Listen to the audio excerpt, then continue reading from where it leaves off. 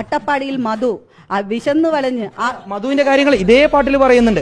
ഇപ്പോൾ മോദിയെ അല്ലെങ്കിൽ പ്രധാനമന്ത്രി അധിക്ഷേപിച്ചു എന്ന് പറഞ്ഞുകൊണ്ട് പരാതി നൽകിയിട്ടില്ല. ഇതേ പാട്ടിൽ തന്നെ വേടൻ പറയുന്നുണ്ട്, കാട് കട്ടവന്റെ നാട്ടിൽ ചോറ് കട്ടവൻ മരിക്കും എന്ന് പറഞ്ഞ മധുവിന്റെ കാര്യം കൃത്യമായി തന്നെ വേടൻ പറഞ്ഞു. മധുവിന്റെ പേരെടുത്ത് പറഞ്ഞു പറയണം. മധുവിന്റെ കാട് കട്ടവന്റെ നാട്ടിൽ എന്നല്ല പറയണ്ടേ. മധു എന്തിനാണ് മരിച്ചത്? ആ മധുവിനൊരു മോചനം. ആ മധുവിനെ പോലെ നിരവധി മധുമാരുണ്ട്.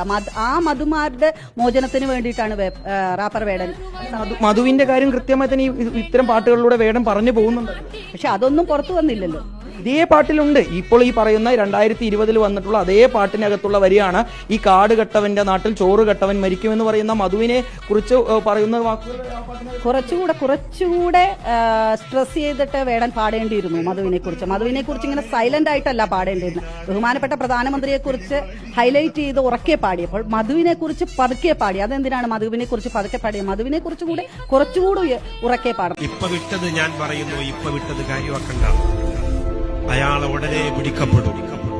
എന്തെങ്കിലും ഒരു കുരുക്ക് ആ പാവപ്പെട്ടവന്റെ കഴുത്തിലേക്ക് എറിയാൻ രാക്ഷസന്മാര് കാത്തിരിക്കുന്നുണ്ട്. ആ ചൂണ്ടയിൽ ചെന്ന് വീഴാതിരിക്കാൻ അയാളെ ശ്രമിക്കട്ടെ എന്ന് മാത്രമേ എനിക്ക് പറയാം.